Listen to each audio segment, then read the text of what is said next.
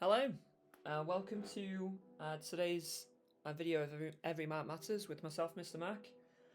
Today we're having a look at Edexcel History Paper 2, Anglo-Saxon and Norman England, and we have got an absolute peach of a question today. It's an absolute dream, this one. Our exam questions are made up of three main components. What we're going to do is we're going to break up those components to determine what it wants us to do, what knowledge is relevant, and then what the exam board want us to do. Okay, so first and foremost, let's just start with a command phrase.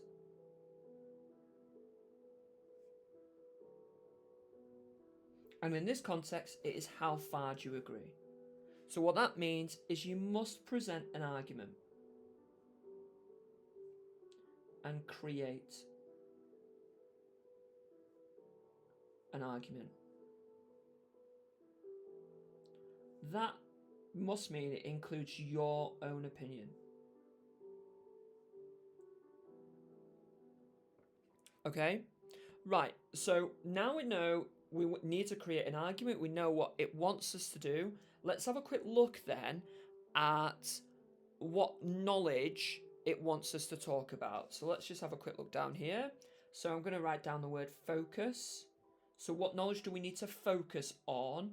And what we're looking for is the way in which William established control in the years 1066 to 67. And the question is set as a real trap because we can't talk about the harrying of the North. We can't talk about the church. So we've got to think about how William establishes control over England within this period. This is quite tough, so let's have a think about how we do that. Obviously, the question itself refers to rewarding loyalty, so we can add that in there.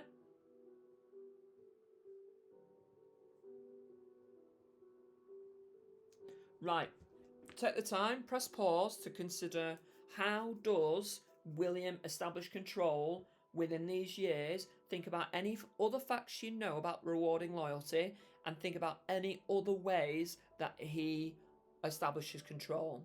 Press pause and I'll see you shortly.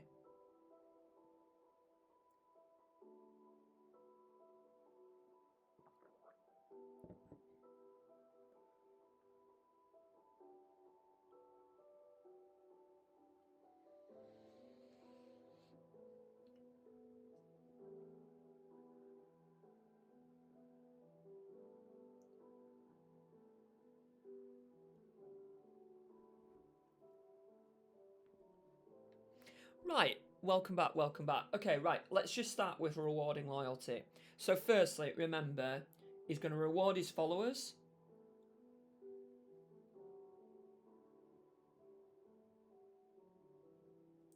From Hastings. Don't forget is that he takes land away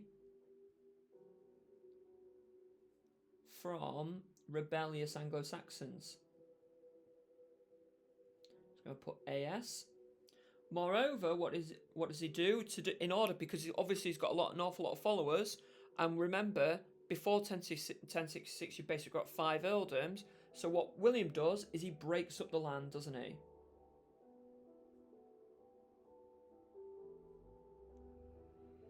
You know, and of course he makes sure that the most important people get the most important lands.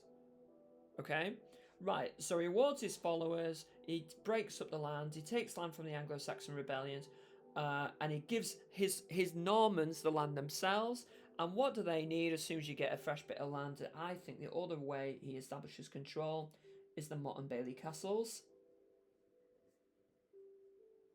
And don't forget, these are designed for intimidation. You know, it gives the idea that the Anglo-Saxons are being watched. Alright, it provides them with a base of operations.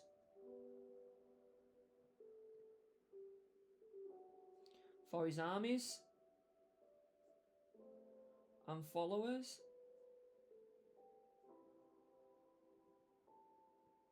They are the tallest building.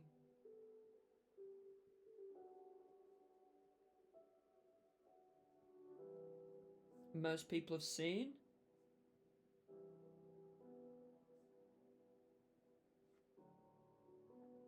you know, they are, they are high up. They're initially made out of wood, but then get turned into stone. Okay, there's loads of different reasons, loads of different ways that he establishes control. You could add in the feudal system.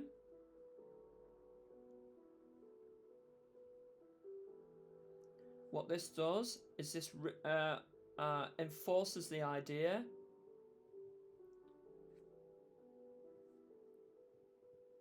that William owns the land.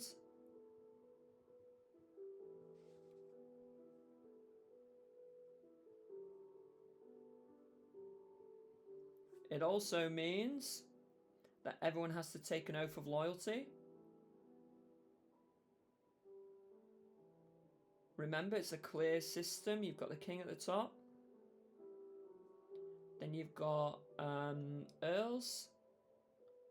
Then you've got knights. And then you've got peasants. All of them have a role where they provide food and taxes or military support. Within the feudal, that obviously is created in 1067. Motte and Bailey castles are built all over England. Okay, and I think there's one more that I might struggle to squeeze in. But we could just squeeze it in down here maybe, and you could consider the submission of the earls. Remember, this is where William burns down the areas around London to force the earls to come to him. Burns down the areas, the areas around London and forces the Witan to submit. Of course, he rewards them, like Edwin and Morcar, obviously who later rebel, but at this point, this is literally in 1066 itself. Well, I made a mess of that year. 1066. Okay, it's massive this year. It's really massive. This event is really important. Okay, he's crowned king on the 25th of December.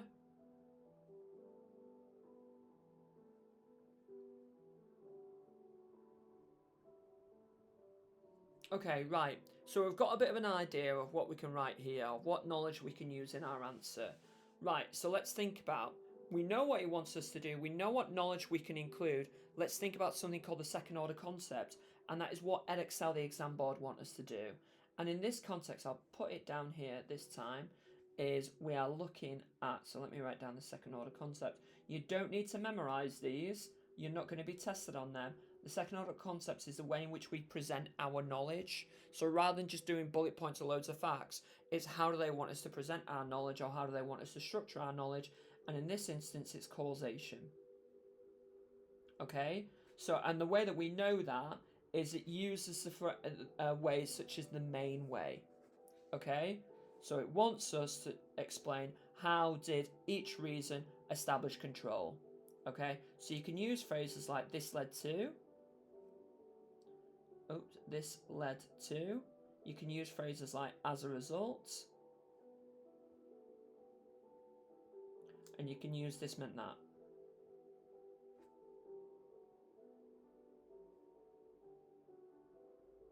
Alright? Okay, right. This is a 16-mark question. So what you must do is you must spend 20 minutes. Put 3. 20 minutes answering this question. You've got to have 4 paragraphs. One of them needs to be a conclusion, and I would encourage you to have a 2-sentence summary as an intro. And the reason why you're going to do that is that if you run out of time and you don't have time to do your conclusion, you've got your judgment marks here.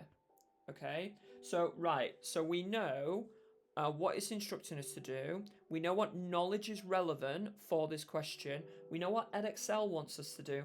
Let's have a look at what the mark scheme wants us to do. And I'm just going to put success criteria down here. Okay. similar to an explain why, you will be marked in AO1, AO2, and then you will be marked, I'm going to struggle to fit this in somewhere, in AO2J. Alright, so that's knowledge, explanation, and judgment. Okay, right. And again, similar to other questions, you will be scored level 1, 2, 3, and 4. Level 3 does not mean grade 3. I made a mess of this table. Level 4 does not mean grade 4. It's the quality of your answer. We ideally are going for level 4 in every single question, and I'm going to show you how to do that today. So similar to an explain why, you need 2 facts per para. You also need 2 precise facts for level 4.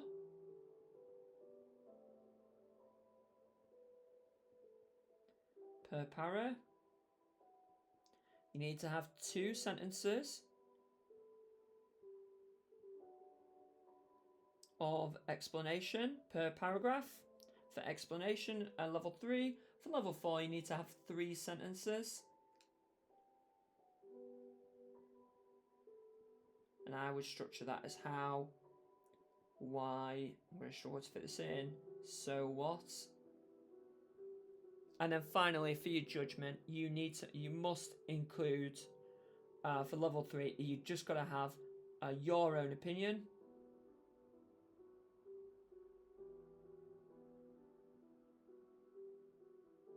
As a conclusion.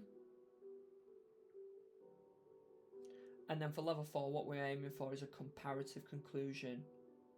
And that is where you're comparing all the reasons against each other. So you might say, overall, I agree with that the main way you established control was by rewarding loyalty.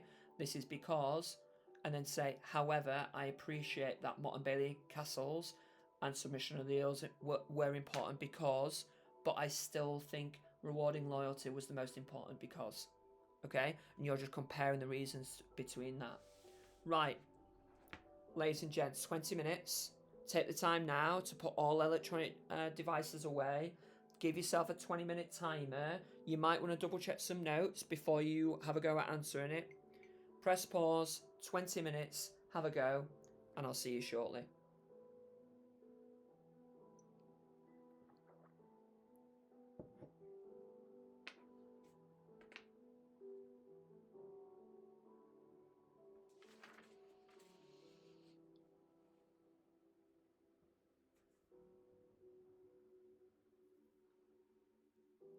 Okay, welcome back. So hopefully you've spent 20 minutes there having a go at answering the question. In the years 1066 to 67, the main reason why William established control over England was by rewarding loyalty. How far do you agree? 16 marks. So let's have a quick look then at my answer, and what I want you to do is I want you to self-assess yours as I'm doing mine. So first and foremost, I'm going to annotate my answer with AO1, that's knowledge, AO2, that's explanation, and AO2J. But what I might do is I might just put a J in a circle for that one so I don't get it mixed up with AO2 and AO2J. Let's have a look at my first. This is my introduction, giving a simple, basically, do I agree with it or not? Let's have a quick look. I accept that rewarding loyalty was a significant way for William to establish control over England. It is closely linked. So if you have a look there, I've given I accept that. I'm basically saying I kind of agree. It is closely linked with the submission of the earls and use of Motte and Bailey castles and the feudal system. So I'm saying that there's a link between them, you know? So I'm almost just saying that you can't have one without the other. There's all of these reasons work together. However, the main reason that I believe I believe the main reason why he was able to establish control was because of William's use of Motte and Bailey castles. So there's my overall judgment there. I'm simply saying I think this because, alright, and the reason why I'm doing this is because if I run out of time and I'm not going to be able to do a conclusion, I have my judgment here already, so I'm going to get some judgment marks for it. Right, let's have a look at my first paragraph, as in, why someone might agree with the statement. Okay, so this is the beginning of the argument. One reason why someone might agree with the statement is because of William's submission of the earls and rewarding loyal followers. Right, okay, so there's AO2. I have presented the reason, and I've got an AO2 mark there. For example, again, this is a great phrase to demonstrate knowledge. For example, the victory at Hastings, following victory at Hastings, William proceeded to destroy 21. So that's AO1 plus there with some precise knowledge, and AO1 with William destroying the towns around London, leading to refugees going to London. Again, AO1. This use of terror reinforced forced the Witan to submit to William at Berkhamsted in 1066. The Witan swore oaths of loyalty, which led to key earls like Edwin and Morcar keeping their land. Right, again, AO1. AO1 plus for Edwin and Morcar, because I'm naming precise knowledge. So that there, as you'll see, is my fact, my first fact. I've not limited it to one sentence. I've just made sure I've described everything I want to know about that specific reason. Right, let's bring in a second fact. So I've used additionally again as a great connective. Additionally, William rewarded his loyal followers who fought for him at Hastings. He confiscated land from earls who supported Harold and gave it to the Normans. Right, fabulous. So again, there's AO1, there's AO1 again, loads of knowledge here, and that's my second fact. So I've said here about the submission of the earls and how he rewarded his followers and his Anglo-Saxon supporters. Let's see how it helped him establish control. This led to, it's a great way to explain how, this led to William establishing control as land was an important sign of power during the period, and showed that William would reward his followers who supported him. Perfect, there's my how. So there's my AO2 how. So how did rewarding followers help him establish control? Let's have a look at where I go why it helps him establish control. As a result, earls will be motivated to demonstrate their loyalty against the king's favour. Perfect.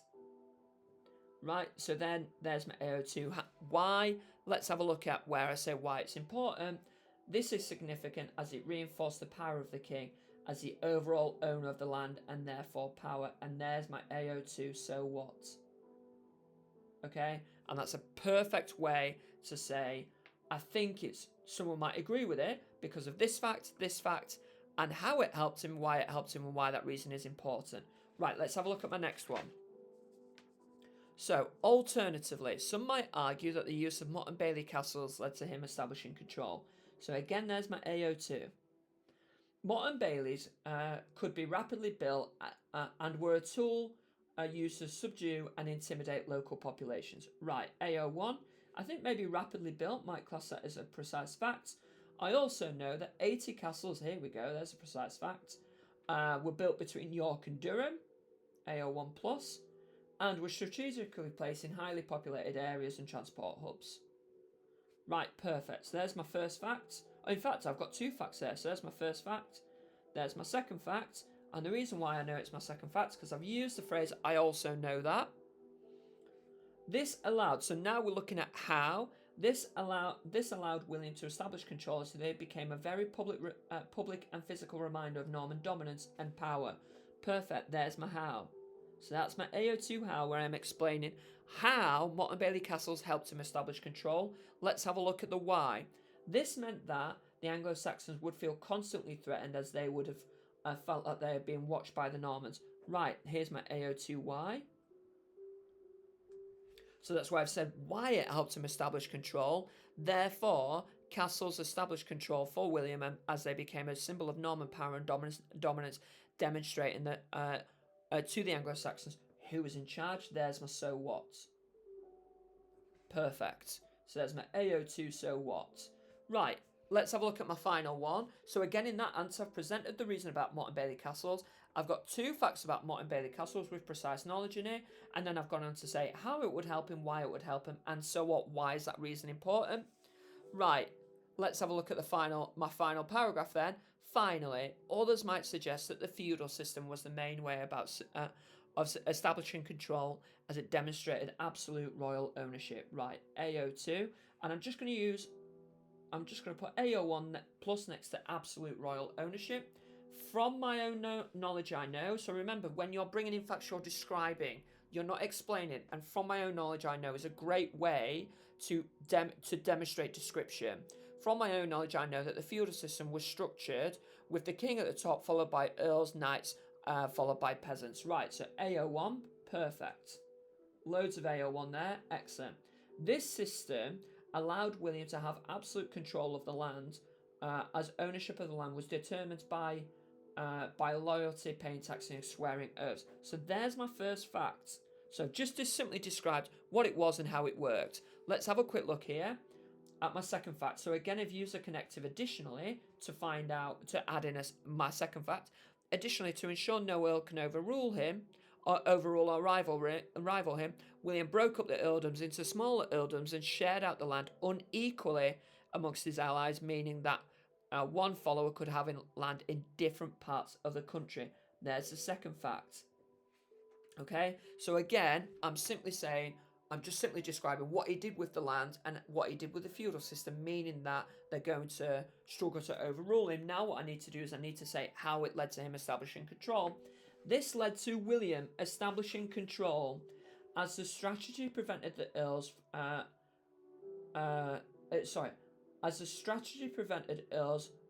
from becoming as powerful as the House of Godwin and prevent anyone overruling him. Perfect, there's my how. So there's my AO2 how. As a result, it's a great way to explain why. As a result, given how important owning land was for earls in the period, they would do whatever was asked by the king so they could preserve their own power. Excellent, there's the why for AO2. Therefore, this allowed William to manipulate the earls to follow his will. And there's the so what. That's why it's important, why it helped to establish control. Let's have a look at my conclusion. To wrap it up, overall, I believe that the main reason why William was able to establish control in the years 1066 to 67 was because of Motte and Bailey castles. Right, there's my judgment mark.